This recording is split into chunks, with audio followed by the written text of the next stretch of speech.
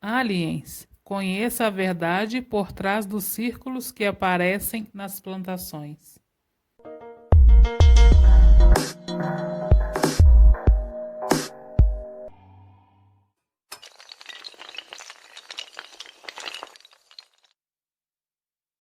Sabe aqueles círculos misteriosos que vira e mexe aparecem em plantações no mundo afora?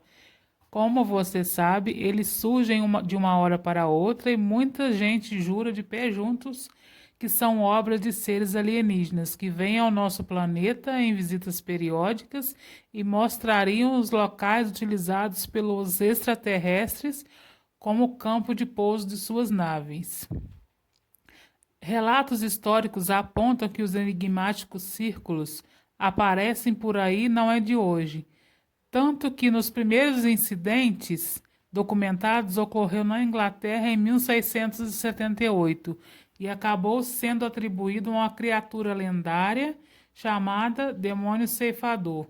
Já a ligação entre as intrigantes formações e os viajantes intergalácticos só foi acontecer séculos mais tarde, em 1966, quando um desses círculos foi descoberto em uma fazenda na Austrália.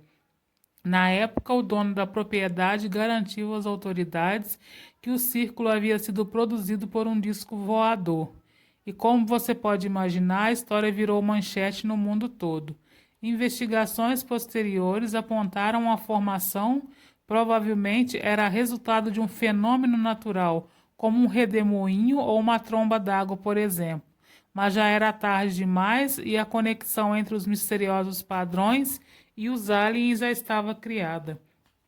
Em meados dos anos 70, os círculos começaram a pipocar pelo interior da Inglaterra.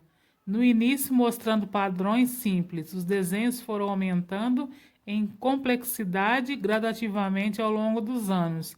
E nos anos 90, eles se transformaram em um verdadeiro fenômeno, com mais de 500 incidentes registrados e atribuídos aos extraterrestres.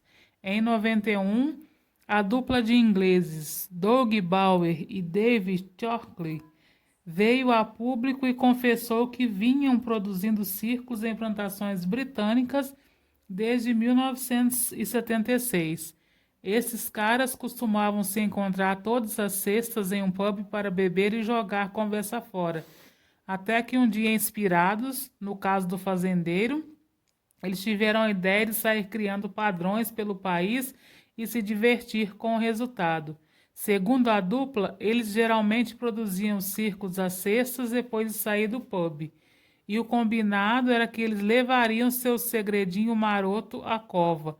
Os dois se divertiram um bocado, criando as formações e com as notícias de que elas eram evidências de que a Terra era visitada constantemente por extraterrestres.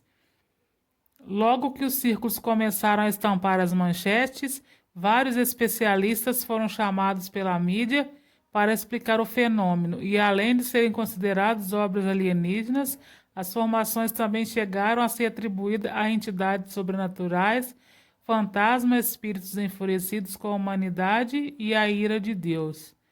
É claro que os ingleses riram muito de tudo isso e teriam continuado rindo se não fosse pela esposa de Bauer, que começou a checar a quilometragem do carro do marido e desconfiar que ele estava tendo um caso amoroso. Os ingleses contaram que começaram a fazer círculos um pouco depois que essas formações se tornaram uma febre no mundo e escolheram uma região na Inglaterra notória pela atividade OVNI para criar os primeiros. Segundo eles, revelaram que usavam uma estaca de madeira para marcar o centro do círculo, uma corda para obter o raio e uma tábua para achatar a plantação. Inclusive, fizeram diversas demonstrações públicas dos padrões produzidos. Com a confissão, a mídia deu o mistério como solucionado, e vários grupos de terráqueos que se dedicam a criar desenhos em campos surgiram pelo mundo. Infelizmente, Shockley acabou falecendo em 96, então Bayer decidiu continuar suas criações até 2004. E até hoje persiste a associação dos intrigantes círculos e a suposta atividade alienígena no nosso planeta.